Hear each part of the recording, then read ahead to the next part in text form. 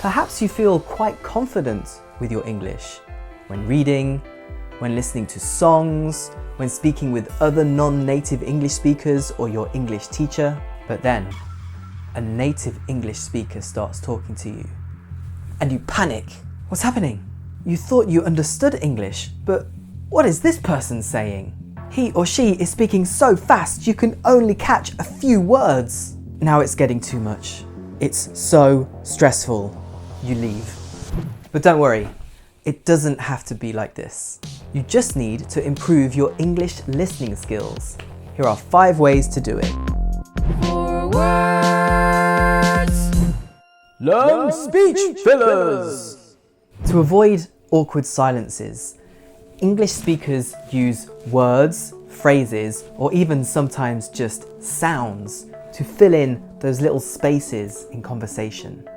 It keeps the conversation flowing, but it can be really difficult for non-native English speakers because all of the words in that flow end up connecting together and you can't hear where one word ends and the next word begins. So recognizing these fillers is really useful because then you can identify where the important parts of the conversation are by eliminating the fillers because they're not important. So what else is there? Here are some of the filler phrases which are more difficult to catch. You know. We should have the meeting on Tuesday because, Mondays are busy. Kinda. Kind of. Kinda. We should have the meeting on Tuesday because Mondays are kinda busy. Sorta. Sort of. Sorta. We should have the meeting on Tuesday because Mondays are sorta busy. I guess. I guess we should have the meeting on Tuesday because Mondays are busy. I mean. We should have the meeting on Tuesday because Mondays are busy.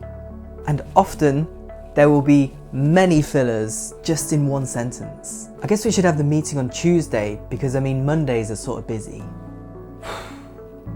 Recognize weak forms. The use of weak forms is one of the things which makes English speaking so different from English writing. You've already seen some examples of weak forms in this video. I said becomes and it's that you. The word you becomes y. That's the weak form of you, y.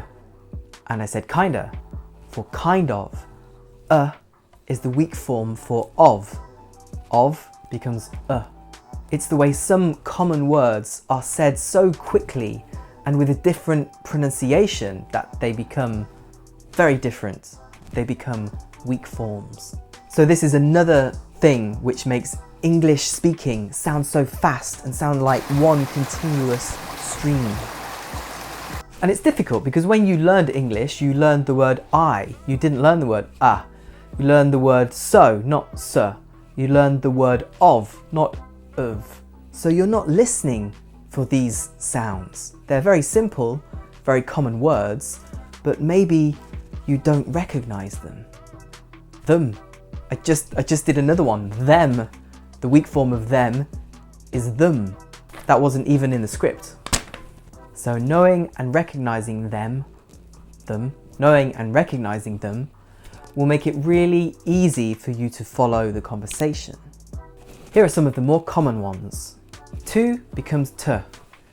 Do you want to go to the cinema? My becomes m. My computer's not working. Have becomes of, and been becomes been. Where have you been?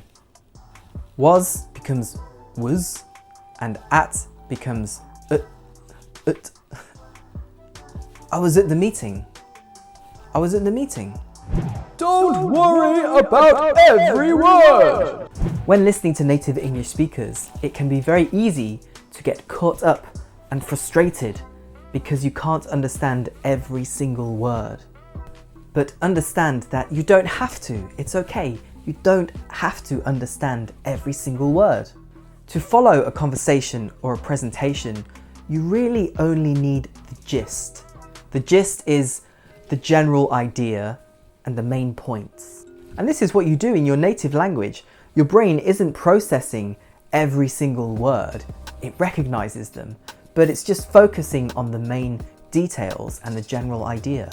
So if you have the general idea and the key points, you will be fine. And don't forget, if it's a conversation or a presentation, you can always ask for clarification at the end. Learn accents. Strong accents can be really hard to follow because they don't sound like the English that you learned. The best way to prepare for listening to accents is to listen to them beforehand to study how they are different to the standard English that you know. So look for TV shows, films, YouTube videos which are filmed in the place which has the accent that you need to become familiar with. You might even find some YouTube explainer videos that say directly how the accent is different to standard English. Because what accents are is just a different use of a sound. For example, in Cockney, they don't say the T's in the middle of words, and if there's an L at the end, it becomes a W. So bottle becomes bottle, bottle. And if you know to listen for these sorts of things, it can really help in understanding people with that accent. Hospital, hospital, hospital. I fell on a bottle and I had to go to hospital.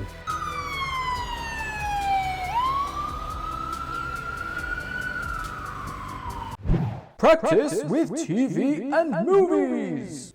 I will explain this one briefly because I already made a video about how to use TV and movies to improve your English.